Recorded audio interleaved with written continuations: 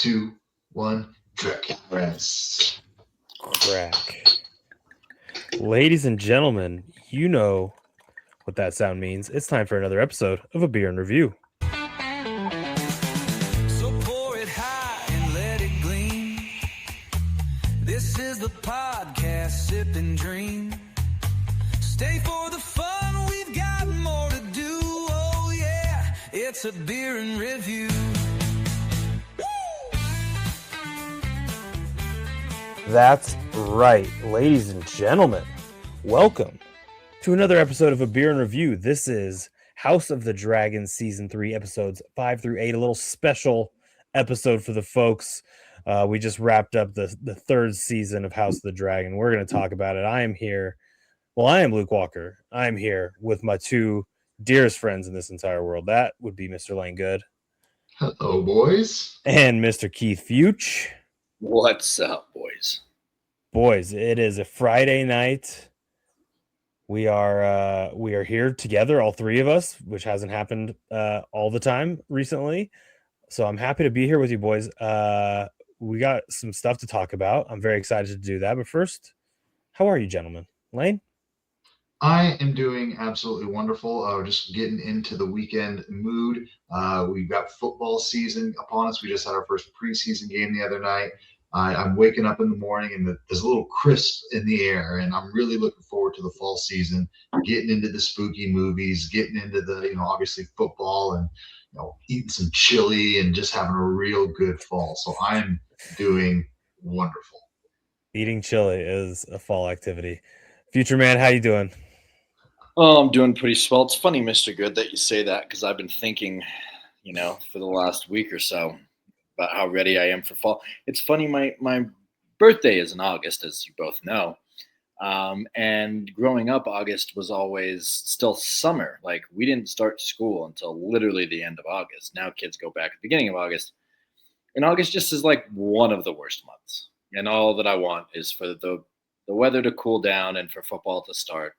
And then life gets fucking just great in the fall. So yeah, it's been nice having some cooler temps. I did the same thing this morning, Mr. Good. I walked outside, just felt the crisp air, felt fucking great. I'm like, all right, let's get fall here. But I'm doing great. Happy to be here with you boys. And everybody knows that you can't eat chili during August. It's not allowed. That would be criminal. You simply can't do it. All right, boys. Let's go ahead and take a quick little ceremonial swig. Make sure we're all getting a little juiced up here. Cheers to you, boys. I'm going with the wine this evening. I figured you would. I'm going Corona. Yep. So our regular listeners will know that here on A Beer and Review, we typically watch a movie, we drink a beer. This is not a standard episode, however. We didn't watch a movie. We watched the second half of the third season of House of the Dragon. We're not all drinking beer, so it's just a little bit different. But what is not different is this little segment we like to do, a little what you've been watching. Just wanted to get a little taste, a little insight into your lives. What else have you been watching? Keith, let's have you go first. It's been an interesting week of watching. My wife the other night decided that she wanted to rewatch Ozark on Netflix with Jason Bateman. Fucking awesome show. So we've been watching that. I was watching an episode before I hopped on here with you. About 7 episodes into season 1, and it's a fucking great show. I love it. It is. But I never finished it. I kind of bailed on it like midway through the series. Man, it's fucking good. Yeah. But I also started a little something for myself last night. Also in the drug dealing world. A show that I've watched previously, but I have been wanting to rewatch. I watched episode 1, season 1 of The Wire. God bless it. Ooh, not the drug show I thought you were going to say. After just one episode, I am ready to dive all the way back in. It's so fucking good. I can say pretty comfortably that it's my favorite show. Oh man, dude, it's like already I'm like remembering things and characters, and I'm just like, this is fucking awesome. It's unbelievable. This isn't a show, but I did go to Vegas last weekend and went to the Sphere for the Backstreet Boys. Nice. And that is a show. Yeah, Sphere is not what you boys have been yet. I've seen It's some videos of the Backstreet Boys at the Sphere. Lauren went. It's Yeah. something. And the Pretty fun. Backstreet Boys did put on a great show. Played the fucking hits. It was fucking Yep. great. So it's been a good week of watching entertainment. Backstreet is back. Lane, what you been watching? I've got a few things here, and I've also got a little bit of an unorthodox one. So I'm going to start on unorthodox. Two things. Because Zach Krieger's Resident Evil is coming out later this year. I have never played a Resident Evil game, so I've been going through and starting from the very beginning, from the one that came out in like 1996, and I'm working my way all the way through. So that has been an absolute treat. I'm also reading a book called Dungeon Crawler Carl. It's this awesome book that's kind of like the Hunger Games, but it's like way more video gamey and with everyone in the world, not just selected people. It's very, very interesting and funny and a fun read, which is why I'm reading. But back into the movies, that's why everyone's here. I've watched two, ladies and gentlemen, count them, two true stories this week. One is where a group goes into space and suffers a horrific, scary accident. And another one is a racing movie where two people battle it out. Two companies. There's a little hint. You guys have any guess on the two true stories that I watched this week? Ford versus Ferrari and Yeah. Gravity. No, I watched Apollo 13. I was going to be my Okay. guess. You didn't let me guess. You Yeah. sandwich. Oh, Two sorry. computers. I give you the points anyways. So that's the movies I've been watching. They were both on my list of movies I've wanted to watch. Ford versus Ferrari was really good. Apollo 13 was really, really good as well. Terrifying. If you haven't seen it, the movie does a really good job of making it so claustrophobic, so scary, so tense. And when I first started, I was like, I don't know if I really want to watch this. But as I went, I was like, this movie rules. So Better space great movie than movies. Armageddon. Oh yeah, Well- much better space movie than Armageddon. Impossible. I don't know about that. Well, since last we met, the only movie I think that I've watched is The Rock. Nice. Yeah, had never seen The Rock. Nicolas Cage and what's his name? Sean Connery. Ed Harris and Sean Connery. Yeah, pretty badass movie. Fucking really fun. And then I watched last night, also unorthodox, went up to the lake, watched a little Macbeth, watched Look at you. some Shakespeare on the beach up at Lake Tahoe. When I was texting Lane about my brilliant idea, which I think needs to be explored a little bit more. But it's just crazy to me that like Shakespeare, these are like some of the most popular stories in the history of storytelling. And they've been like adapted and reimagined, and like almost every like story is a Shakespeare like story at its core, right? But we don't have any modern like Shakespeare movies. And I just thought it would be, I don't know, I think it'd be interesting if there was like, it'd almost be like the Odyssey, right? Except for like, it's just the Shakespeare play, but they talk in a way that you can actually fucking understand. Because the stories are cool. The stories are badass. Like I was watching it last night, and Macbeth is a dope story. Like it's a very cool story, but you only know what they're talking about like 30% of the time. Like mostly they're just like a modern Romeo and Juliet.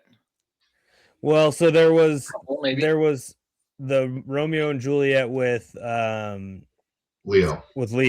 Mm-hmm. But even still, they're still speaking in the Shakespearean way.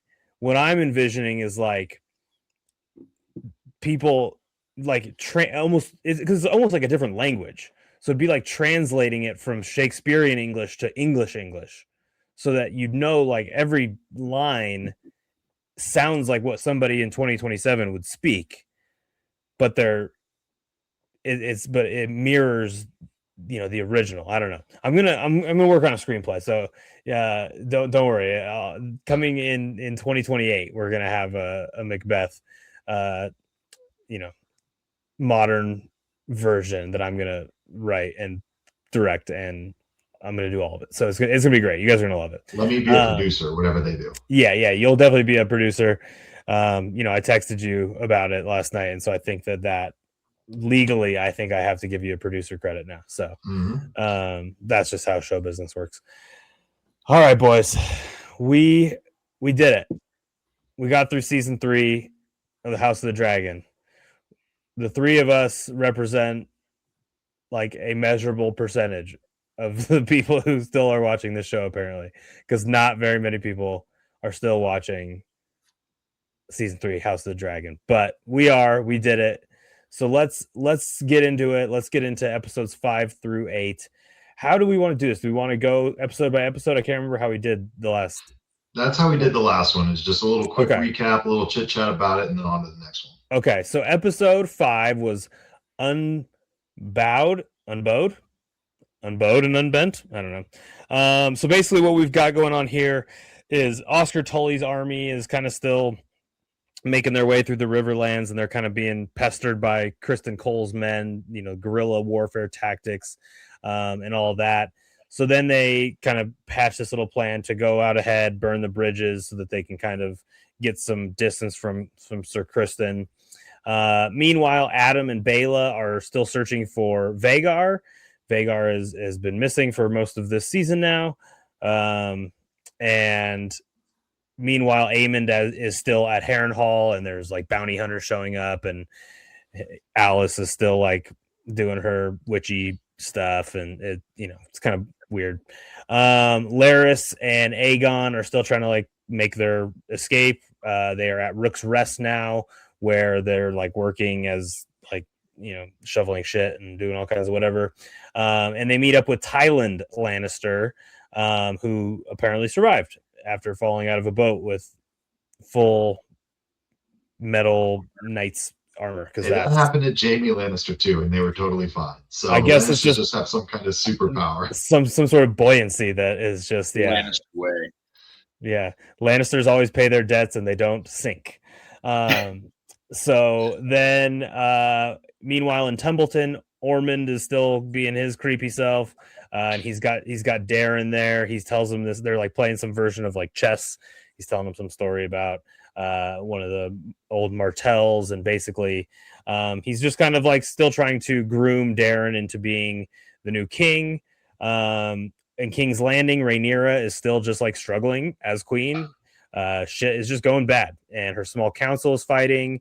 Massaria is trying to kind of advocate for like the small folks who shit's going bad for them. Damon's more worried about the City Watch, who haven't been paid and are being like killed and all this stuff. So not going great there. We also then find out that Helaena is pregnant. Allison's trying to get her to drink the abortion tea, but she won't drink it.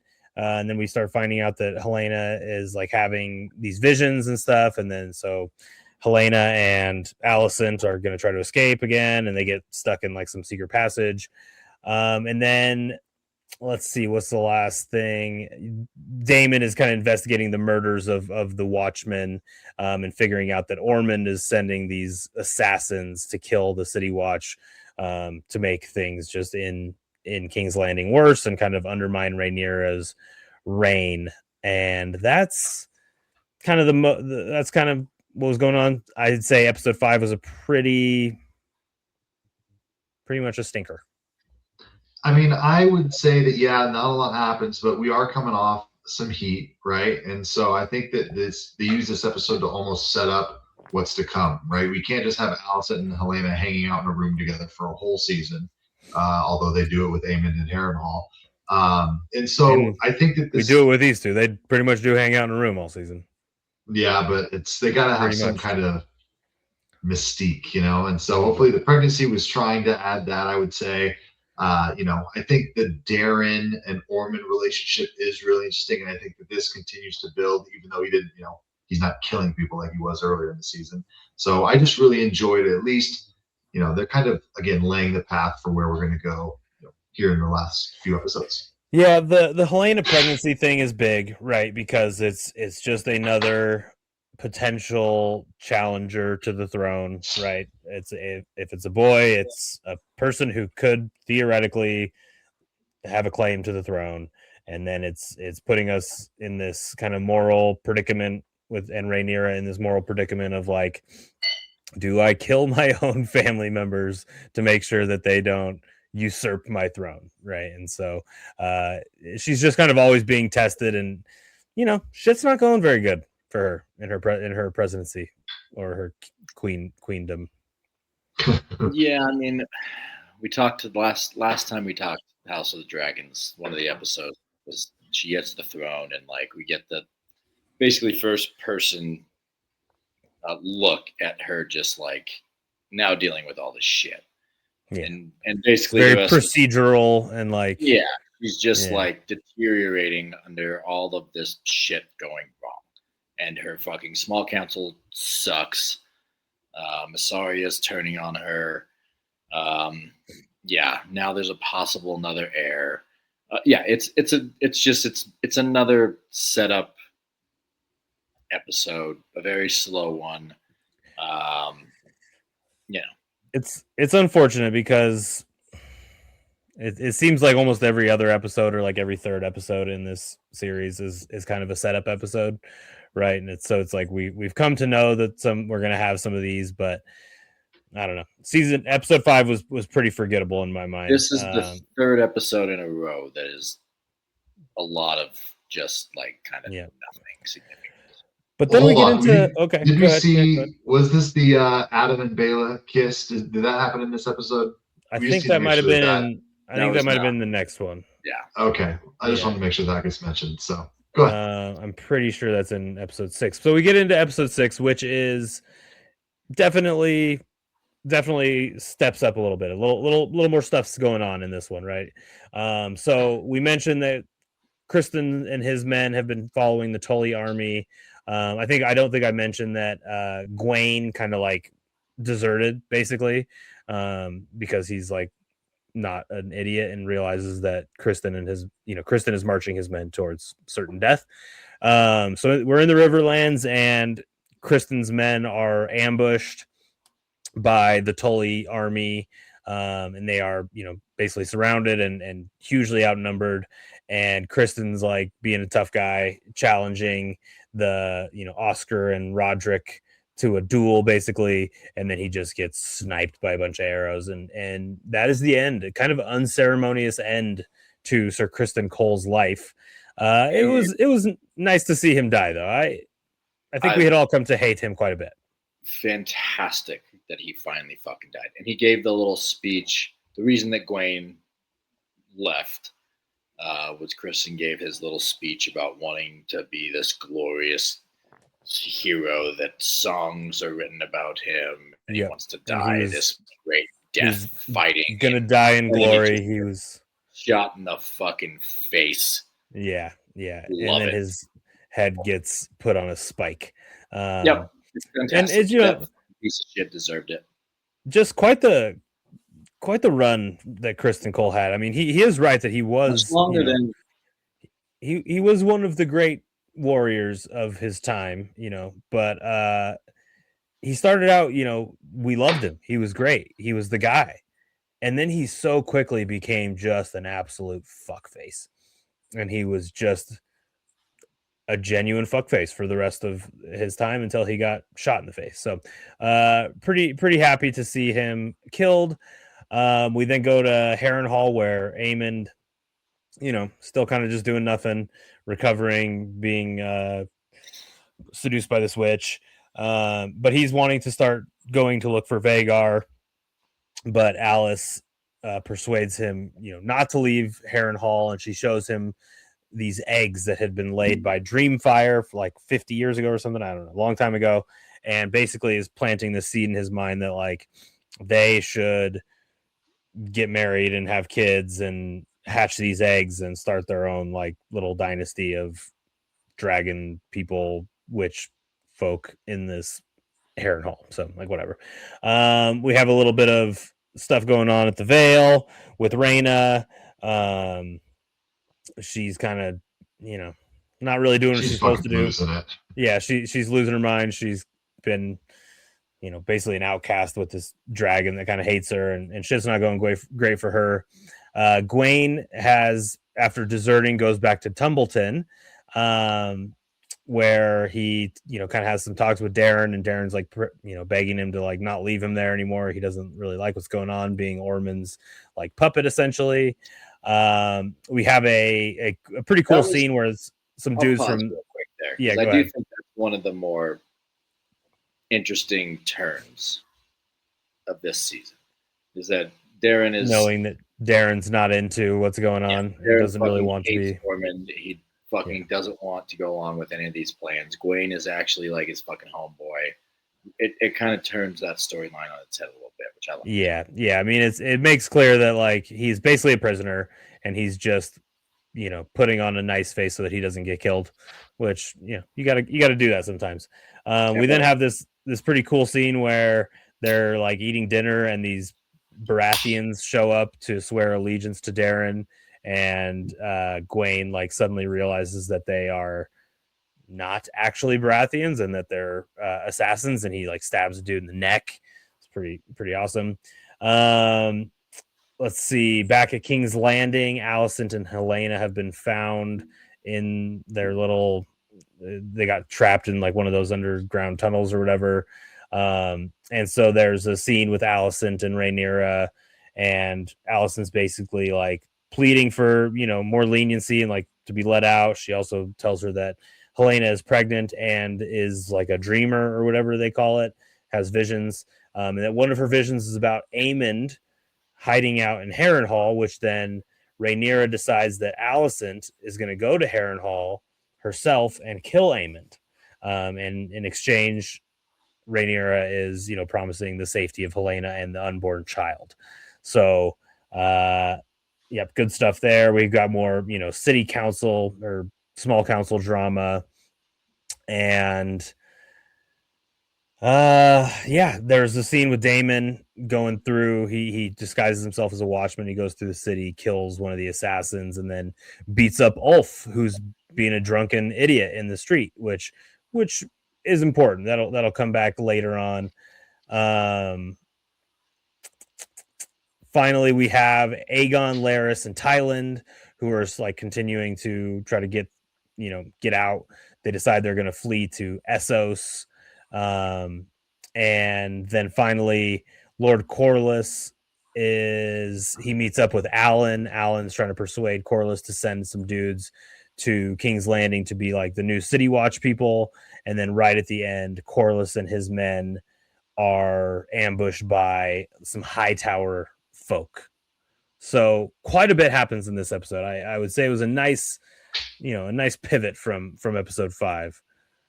Lane, what'd you think about episode 6?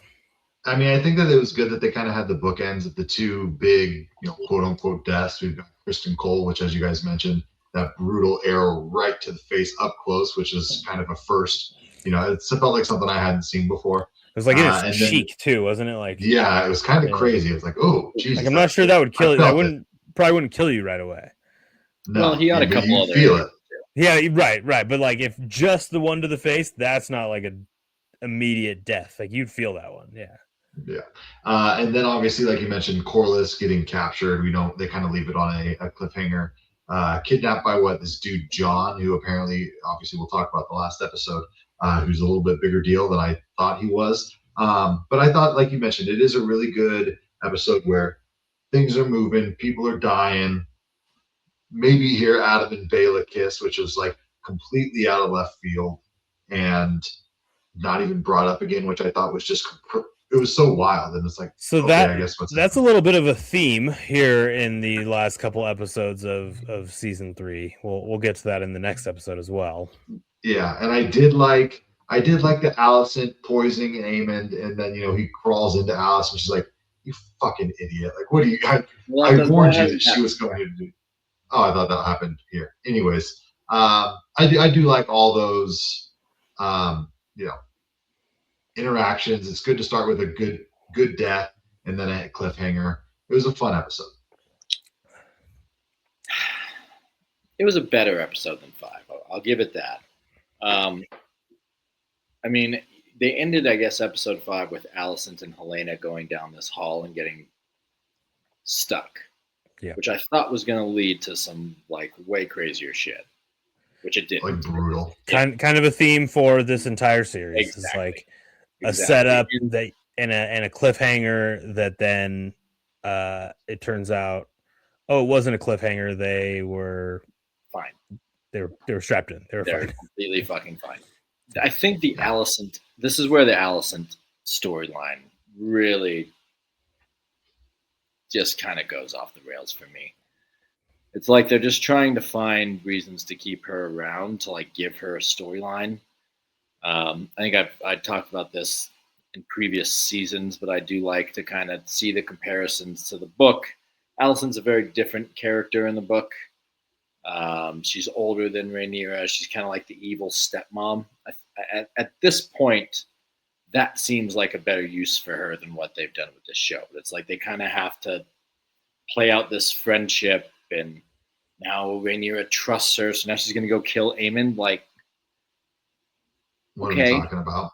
I mean, I thought that it's such a waste of a character, because in the beginning it felt so like such an intriguing character. She has this weird relationship with Viserys where she's kind of like pushed onto the king, and she's this young girl, and that's so conflicting. But then, as you mentioned, it kind of leads to, I mean, basically a wet fart for a whole season.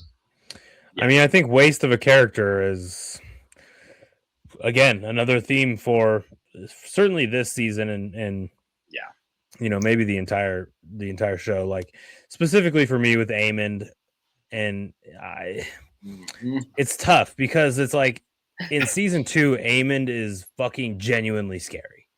He's such a goddamn badass. He is the dude to fear in all of fucking Westeros, right? He's got the biggest, most badass dragon, and he has been like training with a chip on his shoulder from a very young age to be like the dude.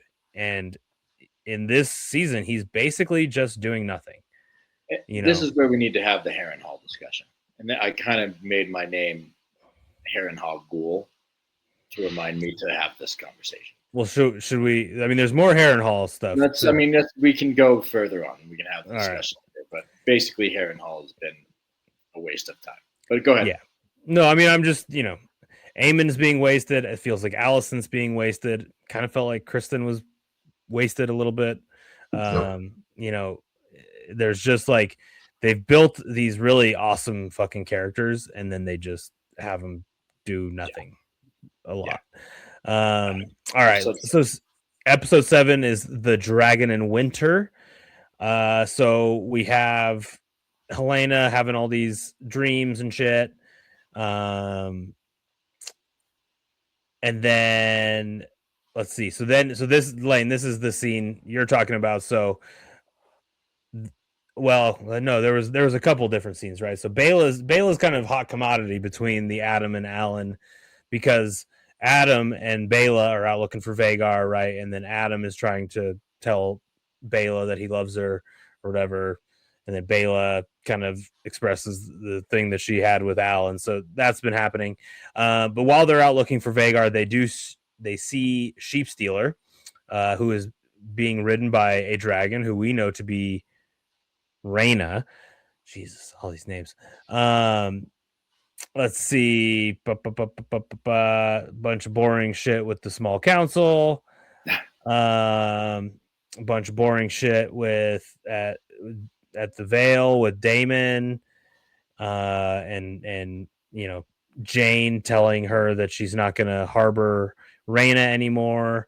We then have Rhaena on Sheepstealer, like she's trying to track down Vhagar as well. So everyone's looking for Vhagar. And then we have an actually awesome scene where Rhaena is basically tracked down by Daemon, and then Adam and Bela show up. So then all the dragon, they're all doing their thing. The dragons are all doing their thing. And then Rhaenyra shows up on her dragon. So then all the dragons are going fucking crazy. And during this, obviously Rhaenyra sees that Rhaena is on Sheepstealer and realizes that Daemon had lied to her previously about the rider of Sheepstealer, and Daemon having killed him and whatever. So then there's this big battle, and the fucking dragons are fucking each other up, and It seemed for a while like Rhaenyra's dragon was going to get completely killed by Sheepstealer. Like he was Yep, getting for sure. whooped. Rhaenyra's dragon's kind of small, not really one of the more badass dragons, and Sheepstealer's pretty badass. But then Daemon's dragon, Caraxes, just puts the hurt on Sheepstealer, and then Sheepstealer just kind of whimpers away, and I don't think we see Sheepstealer again. Right? That's kind of the end of. I don't know if he went and died, but that's just kind of the end of his story for now.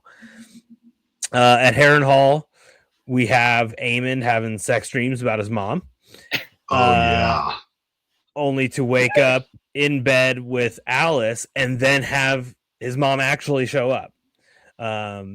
He then goes ahead and kills her escort, because why wouldn't he? And then we have Alicent poisoning Aemon in his wine, and then she leaves and Aemon collapses, and once again he is fighting for his life here in Harrenhal.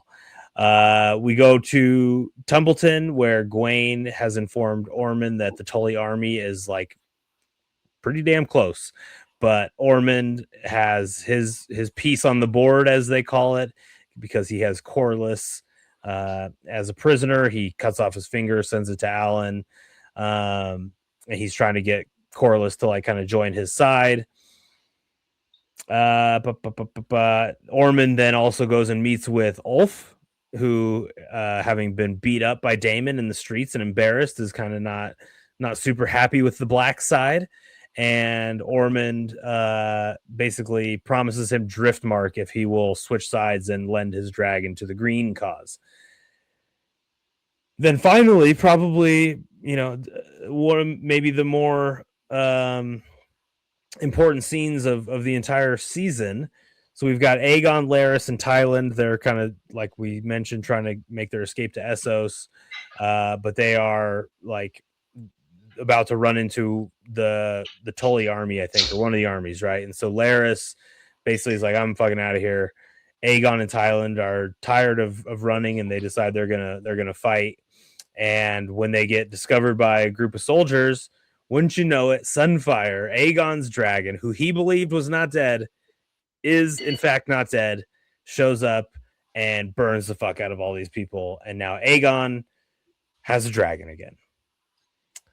So God damn right. And the way it was Go cool. ahead. I Go fucking ahead. loved it. I thought it was so badass. Just like the way that he was basically going absolutely crazy. We hear about this Targaryen rage, this Targaryen madness that's deep inside all of them.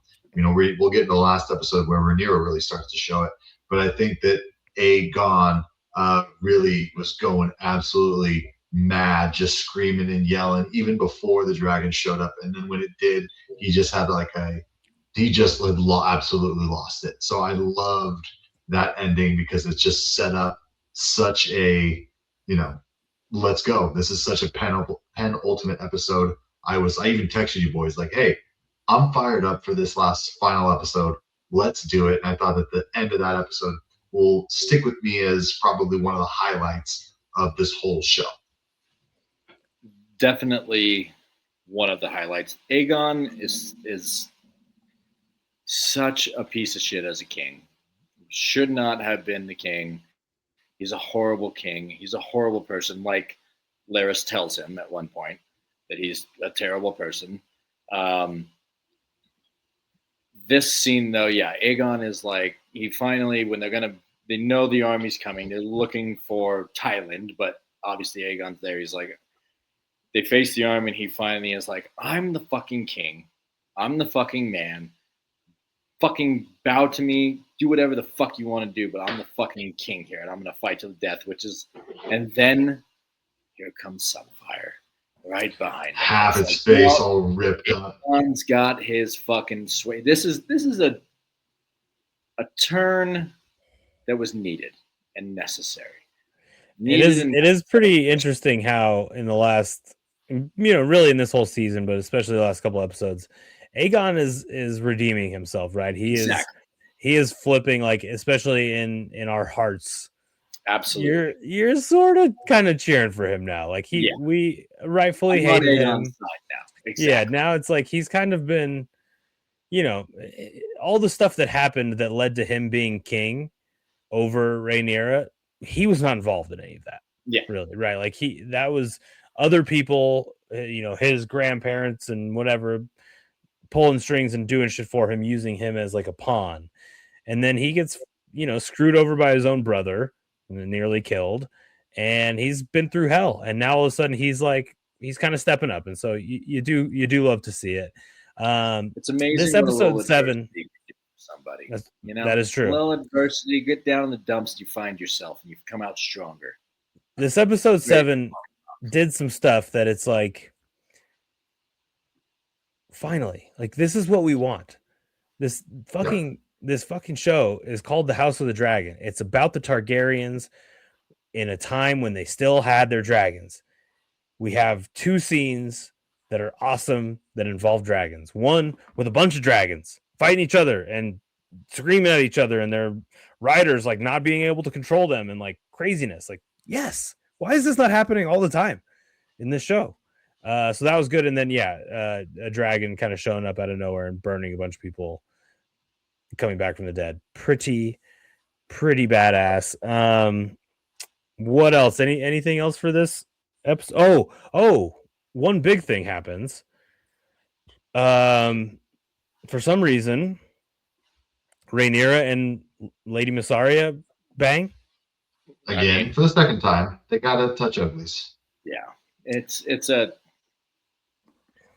I don't know. I'd call that kind of dumb, but it does set up what's to come. So, well, I mean, it sets it up, and I mean, I guess, but it's just it's a distraction. It's a look at this. Exactly. She's like giving up. She's giving up like her humanity. She's like, I'm about to go do some fucked up shit. Deception. Get out of here. Exactly. She's like, I think, skipping into the last episode, she's like, I'll give you all the money. Just go away. I mean, that's what they tell her when they're like sending her away. It's like, you're going to stay here. We'll give you all the money. But it's like the crown doesn't have any money. And Mysaria knows that. So it's like, that's stupid. But again, I think it's Rhaenyra. That's a good segue into episode 8. Yeah. It just didn't need it. I don't know.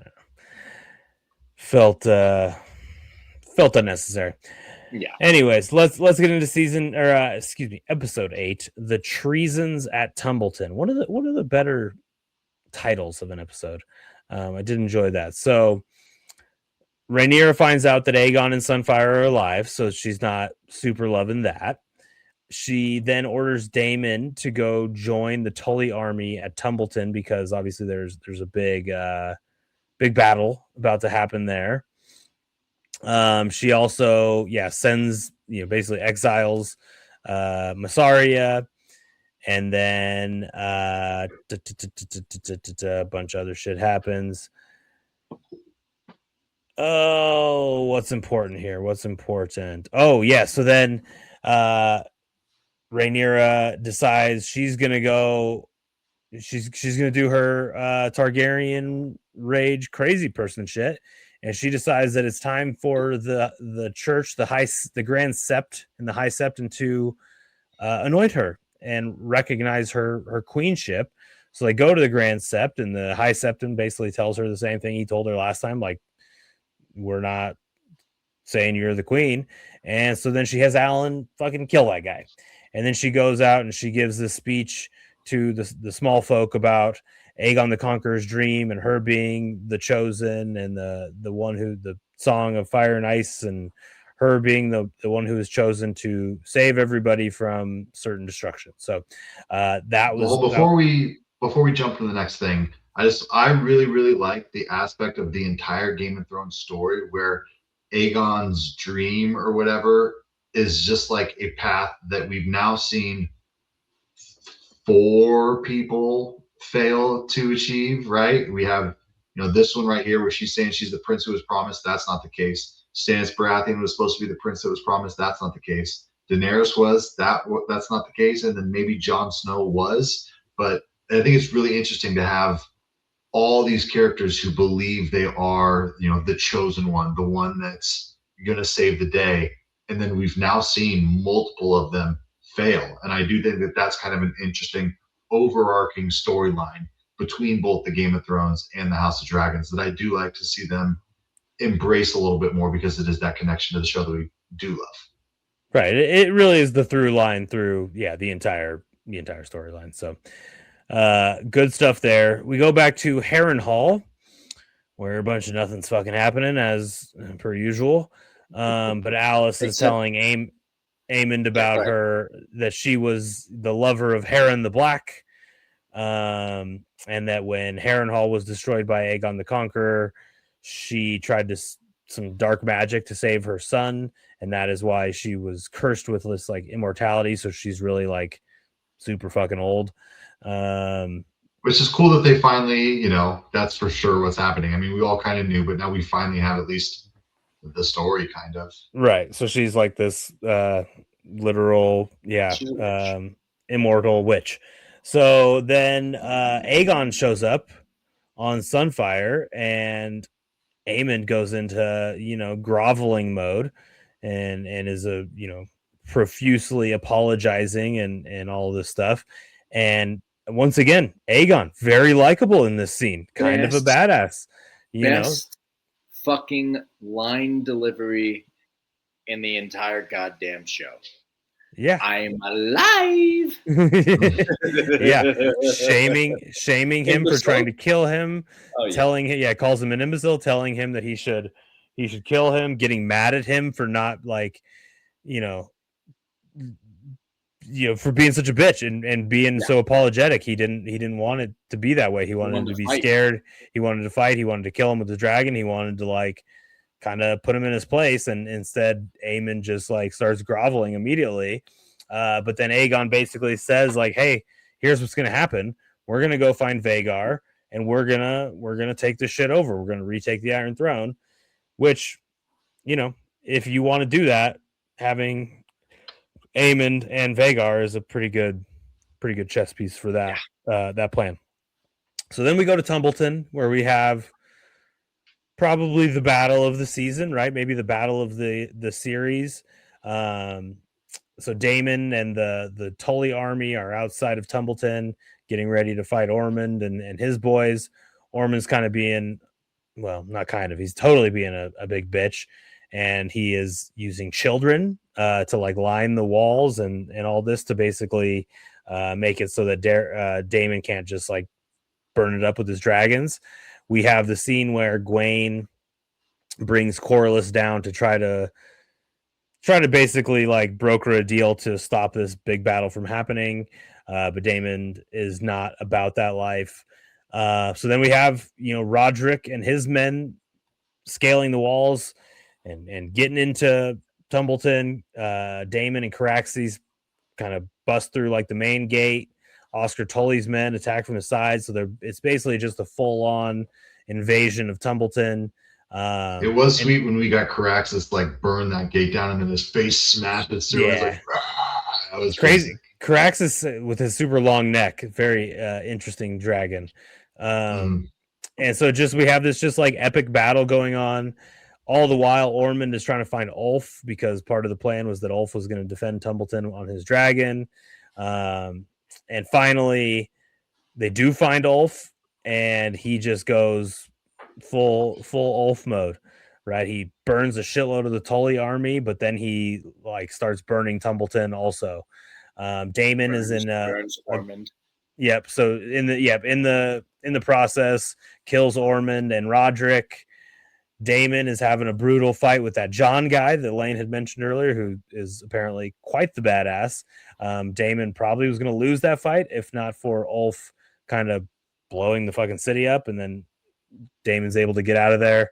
And then Corlys, basically convinces Daemon that they need to get out of there.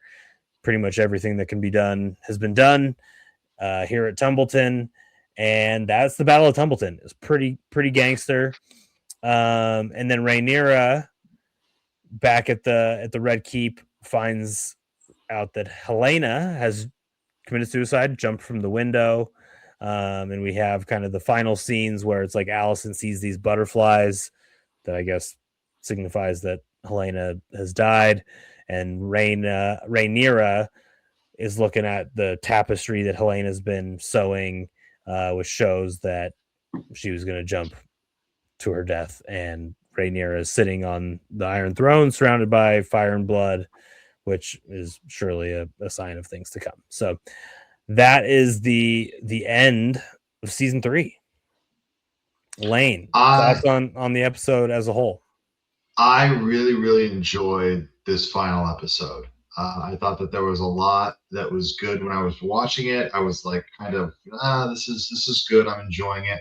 But going back and watching it a second time and knowing exactly where we're going, I thought it was brutal. I mean, would I have liked to have seen Aemon and Aegon actually team up? For sure. Would I have liked to have seen Ormond fight Daemon Targaryen? For sure. There's a lot of things that didn't happen, but I think that there was a lot of good in this episode, and I think that this is what we want to see, right? We want to see these big battles. We want to see all these things and these pieces come together, and I enjoyed it. It was fun, but I don't think that one episode makes up for a lot of the pitfalls of this season and this show in general. I think there's a lot of negatives to the show, but because we're in this world and there's so many interesting characters and they're in interesting situations, but nothing interesting really comes from those situations. It's a weird way to kind of describe it, but I really, really enjoyed at least the last episode, and I'm in for season 4. I'm not just watching it because we do the show. I'm in through the long haul. And this is like the only show that I mean, watch really. we're pot committed at Yeah, this I mean, point. we've gone too far to not watch the final season. But okay, specifically, we'll get into the series as a whole here in a bit.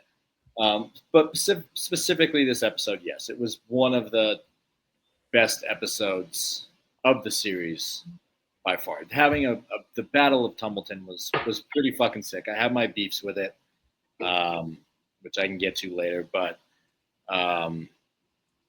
overall, this is what we come to Game of Thrones for. There's, the thing that sets, and we can talk about this more later, the thing that makes Game of Thrones great is people in rooms talking, as we have talked about, but the battles, so many epic battles in that show that are just fucking incredible. And Tumbleton was an awesome fucking battle. It took a little longer than I would have wanted for it to start, but once it got going, it was fucking great. I did like Roderick hunting down Ormond and finally, getting him. Ormond does cut off his arm, so good job there. Yeah. But then Ulf, burns him. We also have Hugh Hammer looking for his wife who died in the battle. Again, kind of a throwaway for me. That's why I never mentioned me it. Too. That was not the Hugh storyline. We can talk about that too. It's kind of a shitty one. But on the Ormond Roderick fight, before Ulf, burned him up, I do believe Roderick sodomized him with a sword, so I think he was going to win that fight. Yeah. But yeah, overall a very good episode. Helena, the one thing that I did not like, and again, this goes back to Thrones. I think my favorite episode of Thrones is the episode when Cersei blows up the Sept.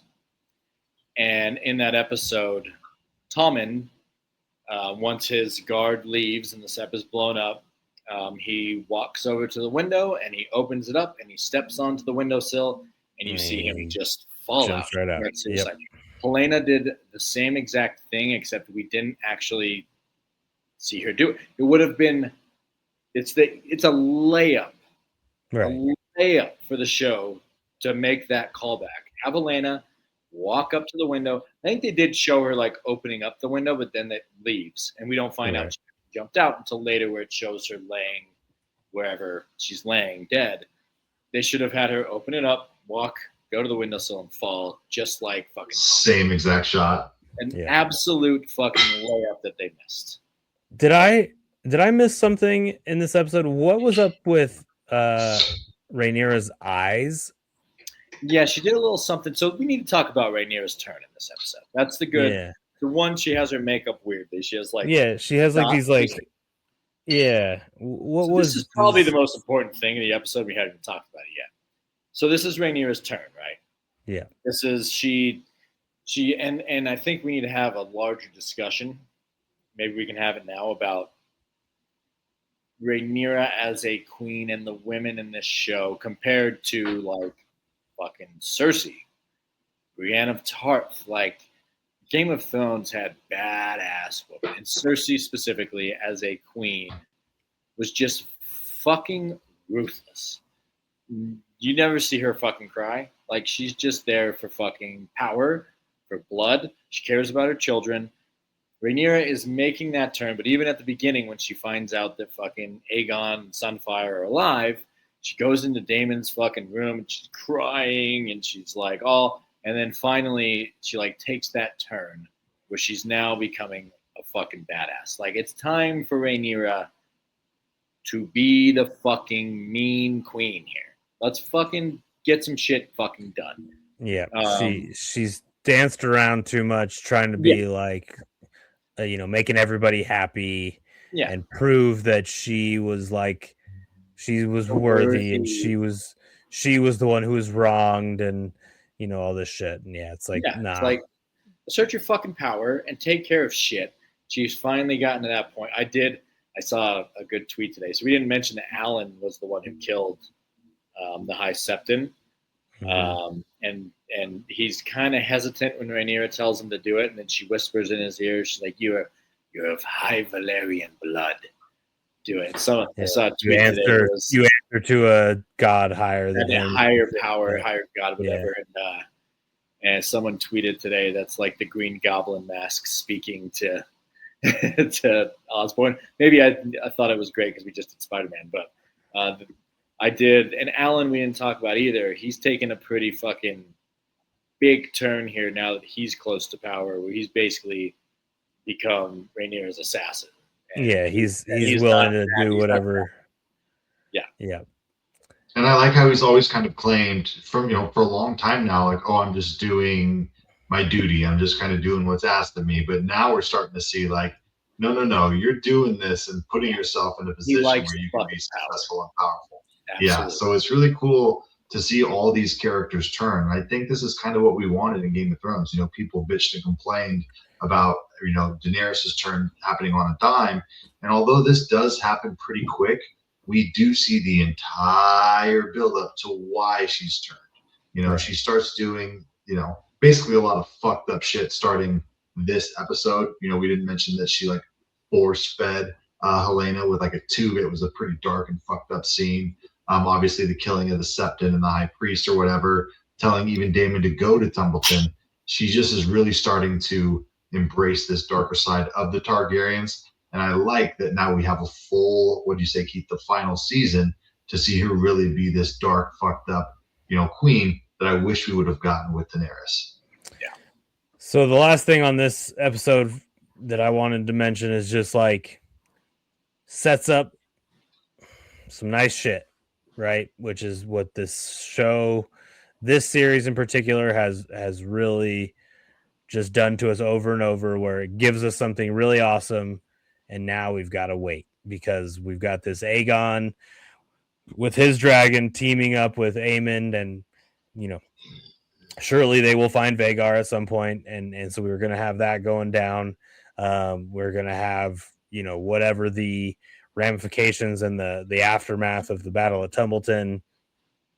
We've got this Rhaenyra turn, to be a darker person.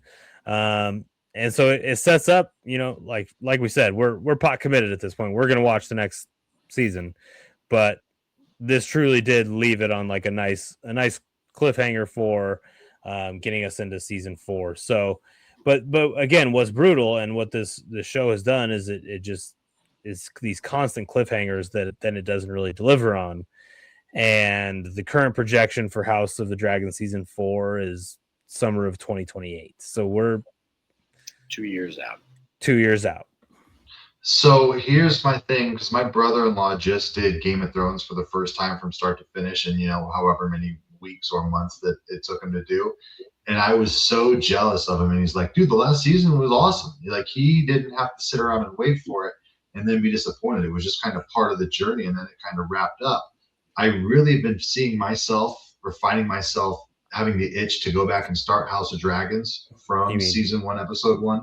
No. House of Dragons. Oh, yeah. because I feel like this is an epic tale of these people from a young age. Yeah, if you I'd bust love to it go out back and see young consecutively.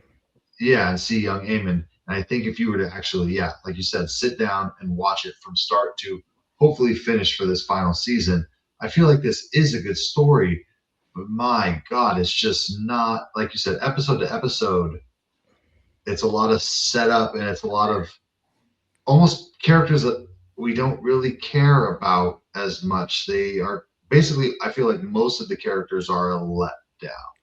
Yeah, I mean, it's go ahead. Well, I mean, like we talked about last time, it's like we've now dragged this out 3 seasons over 4 years, right? And so, like you're saying, Lane, if you sat down and watched them all consecutively, yeah, it probably would be. It would feel like it was going faster, and like it would feel like it's good. And I mentioned in the last episode that we did on this last podcast episode that like during those first four, I kind of realized like, no, we are trying to build the full like universe of this story, like they did in Game of Thrones, right? But what I realized in these last couple episodes is that the amount of things that are happening over 3 seasons is like what we would have gotten in like a season and a half of Game of Thrones. Right? Or like roughly, like I'm, an arbitrarily, but like in Game of Thrones, like shit was happening. Right? A lot of shit was happening all the time. There were pieces moving all over the place. Like shit was happening. And shit's happening in this one, but like slowly. Very, very slowly. This season was like, go ahead, Keith. That's the point that I was going to make. Is Game of Thrones had so many different characters and storylines to work with, and there was so much happening.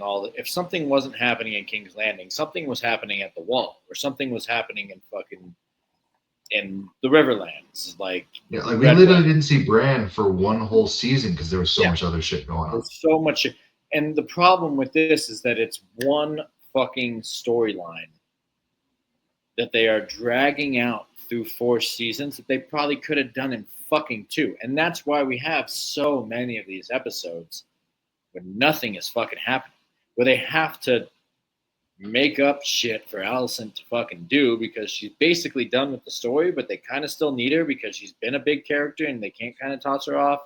They kind of need to do something with Daemon in season 2 in Harrenhal, so they just kind of have this Harrenhal storyline, which they then give to Aemon for this, where he's literally not doing fucking anything. And that's my Harrenhal beef. Is Harrenhal is basically like, we need this character later, but right now he's not doing anything. So let's have this fucking boring ass fucking this haunted fucking mansion that we don't understand why it's haunted. There was a fucking guy with the 2 most badass characters. Yeah, 2 of the best fucking characters in this show were sent off to do nothing for an entire fucking season, except for things that could have been fucking cool, like this witch and this magical place, this haunted place. We could have done so much more with it, and we don't even know why it's haunted. Why was there a guy walking around with fucking horns in episode 1? We don't fucking know. We don't know. He was just there to like give Harrenhal some more fucking appeal. Like, I feel like this show, and this is what made A Night of the Seven Kingdoms so awesome. And this is the kind of the problem with this as well, is now they're getting into so many different shows that you can compare it to. And A Night of the Seven Kingdoms was basically like 1 week in 1 season, and it's about basically 2 people with some outside characters that are fucking sick, and it's awesome and it's fun, and it was done. And it's gonna have a season 2. We'll see how that goes. But this one is just like, we're dragging this shit out. All we want to see is Targaryens fucking burning each other up with fucking dragons. This is not like Game of Thrones, where people in rooms talking has the same effect. We want to see the fucking dragons burning each other up, and we have gotten very little of it, and that's the part that has. And even the people in rooms talking is not even enjoyable, and it's not even that the characters aren't likable. It's that, Like, I have no connection to this Roderick, guy who's leading Barely this even charge. who I don't he know is. Didn't even know who his exactly. fucking name was until I looked it up. Exactly. And then who this guy that Damon's fighting, there's just so many people where we have this time and let's dive in and give me a reason to care about these characters. And they really don't. And that's why I was saying earlier, they have all these badass characters in badass situations, but I find it so hard to connect with them. It's like Ormond, he didn't really do, like, he was kind of menacing, I guess. But But think he just about the like characters. showed up. Like he all of a sudden Yeah. it's just like, here's this guy. And you're like, oh Yeah, and it's like, okay, here's the Ormond arc. And if you think of, like, Joffrey, how badass he was in Game of Thrones and how horrifying. And the other guy, Bolton, Ramsay Bolton, how horrifying he was. It's like you are competing with these horrific villains, and he doesn't really do much. He forces the kid, whatever his name was, to kill the peasant. It's like, dude, you're not badass. And, like, sure, he chops the guy's arm off at the end, but that was just 8 episodes in Dennis Yeah, Reynolds. Like, exactly. in And I Thrones- just didn't care about him. in Thrones, killing a peasant is just really barely moves the needle. Yeah, I mean, that's it's- Tuesday. Yeah, it's Um, dude. You know what? but yeah, you know what it's- I felt But in these couple episodes was a problem for this show. Was like we needed a map. yeah, We needed like a war map. and that's know? what's so great about the intro. Like, I wasn't able to follow the threads on the theme song, because usually Yeah. the theme song's like, here's the Because stars. in the Game of planning. Thrones intro, the map is showing you where you're gonna be, right? And you can at least get a feel for what Westeros looks like, where the places are. And in this one, we didn't have that like refresher every time. And it just like would have been nice to like have a map and know where people were on the board. Right, where the Tully army was, where the Kristen Cole army was, where is Think Harrenhal about Game of compared Thrones. to, like, I don't know. Like in Game of Thrones, we have the badass map, the Stannis Baratheon one, which was that giant table. We can visualize that map. There was the Stark one in the tent, and it was the badass one, the big, thick wooden one. It's like the fact that I can sit here and remember the maps, the war maps of these different groups, that's saying something. Because war maps are important. That's how fucking war strategy is performed. There's none of that. Like, so when Kristen Cole gets surrounded, it's like, okay, I guess he's going to get surrounded and killed. Right, like, where are they? Yeah, all the people like pour up. It's like, okay, we don't have any talks of like, Tywin. Yeah, the dad, Tywin Lannister, was really like, okay, we're going to send our troops here, and we kind of knew where people were going. I felt like in this, we didn't know where they were going, where they were, where they are in relation to everyone else, and it's just kind of a mess. And having some sort of like a mapping function would have helped this season a lot. And again, I hate to be the guy that always does the book shit, but I did read today that like this part of the book, the House of the Dragons book, whatever the fuck it's called, Fire and Blood, is based off of like 250 pages of book, whereas Game of Thrones is based off thousands of pages. Like, so there's plenty to work with. There's plenty of characters. There's plenty of stuff to draw from over the course of 7-8 seasons. They tried to take 250 pages and they're dragging it over 4 seasons. It's like they're just, which makes the showrunners have to add in more shit that's just fucking pointless. Right. And it has led I think to there's so many cool areas and histories of Game of Thrones. Like, I would rather have another short season, like we talked about Night of the Seven Kingdoms, but Aegon the Conqueror, I'd love to see a season or 2 on him.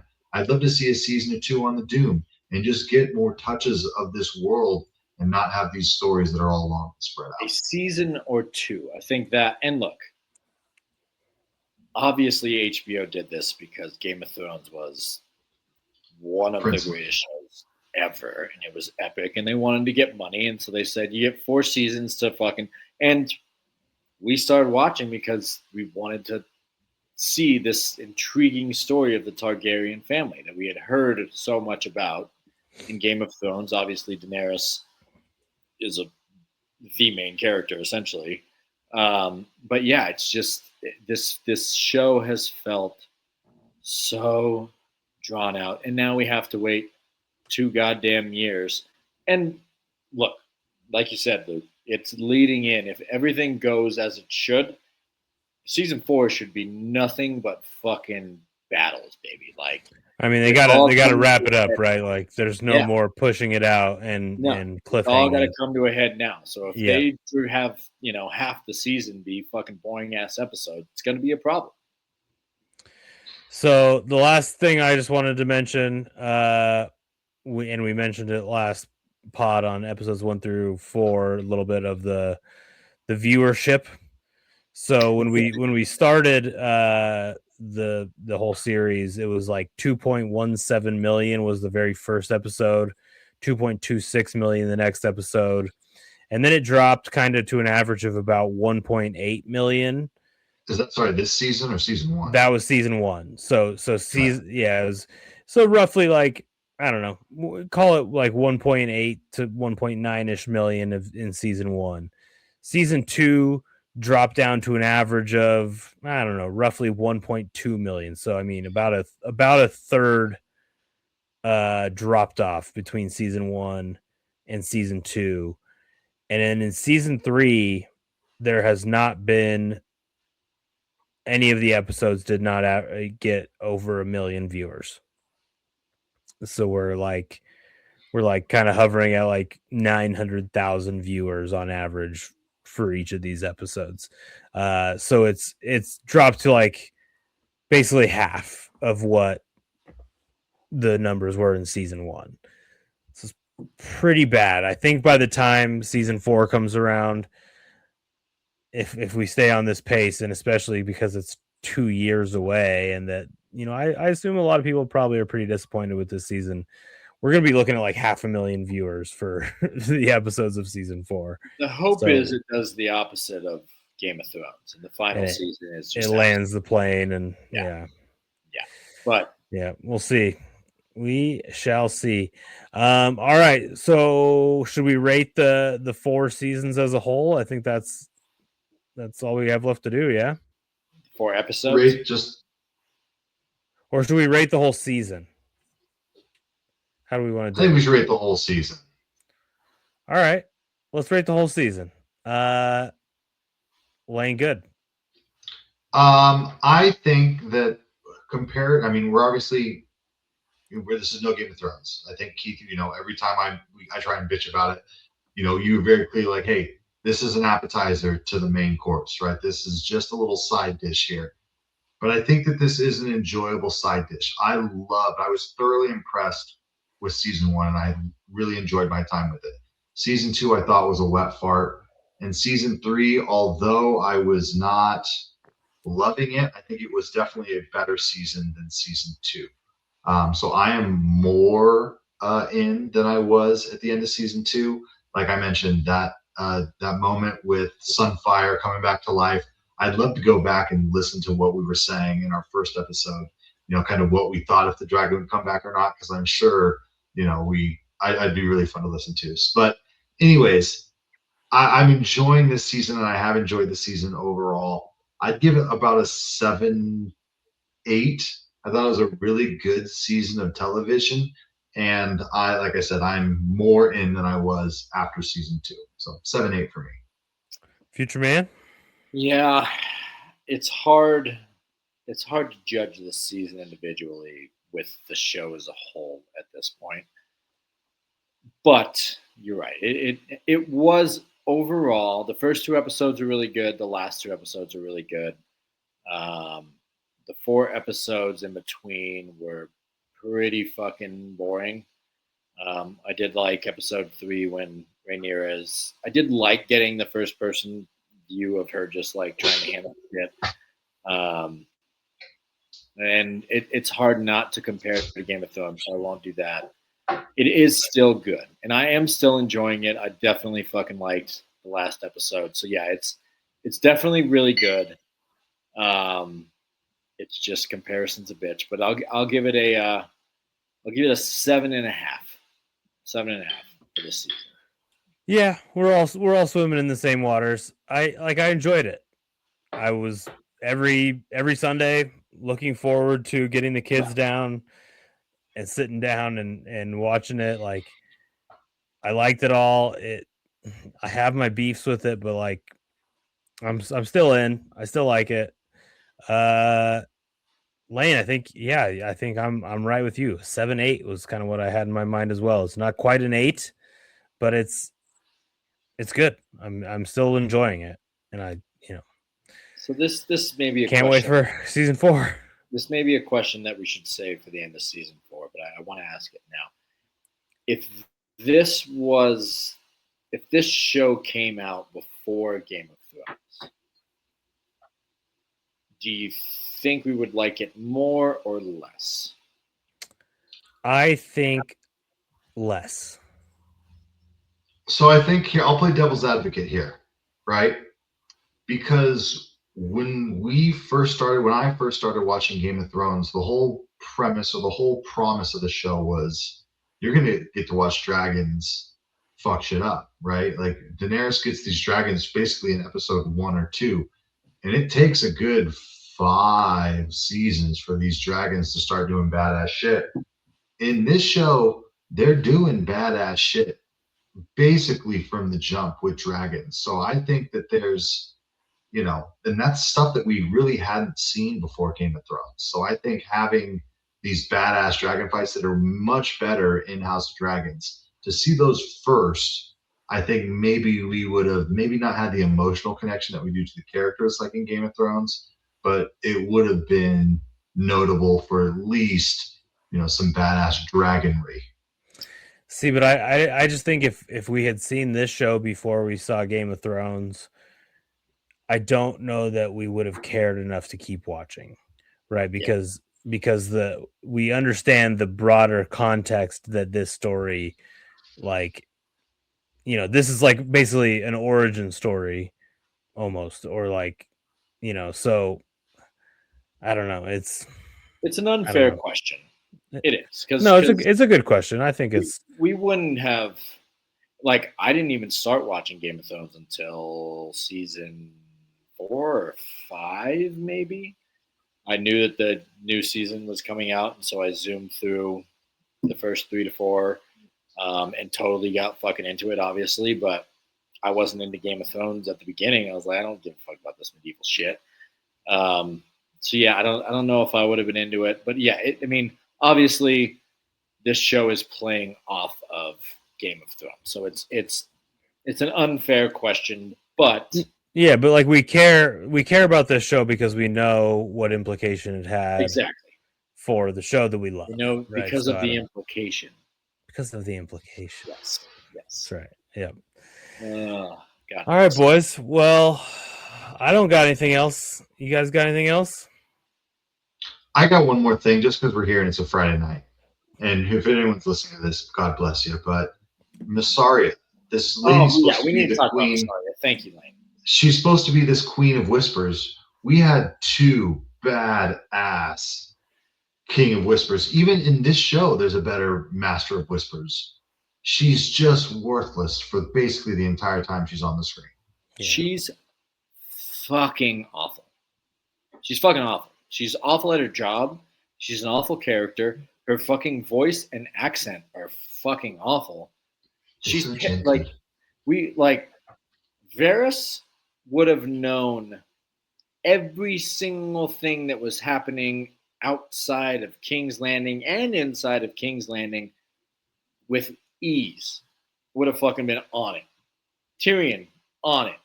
This bitch fucking doesn't know shit. She has no idea what's going on. All she wants is, you have to take care of the little people, my queen. No, the gold cloaks are nothing. We don't need them. We need to feed them. Shut the fuck up, bitch. You're just a fucking whore who got lucky. And apparently just wants to bang Rhaenyra every now and then. Yeah. Like you. And she is horrific. Horrific. Her one job is to get insight on what is happening everywhere around the realm. And she knows absolutely nothing. She's a terrible, terrible fucking character. Awful. Hate her more than Kristen Cole. She's worse than Kristen Cole. I hope that she fucking gets a brutal death in season 4 because she fucking sucks. I glad had you're more, like, but I think that's hey, a perfect I had place that to leave rant. it. Can't add too much more than that.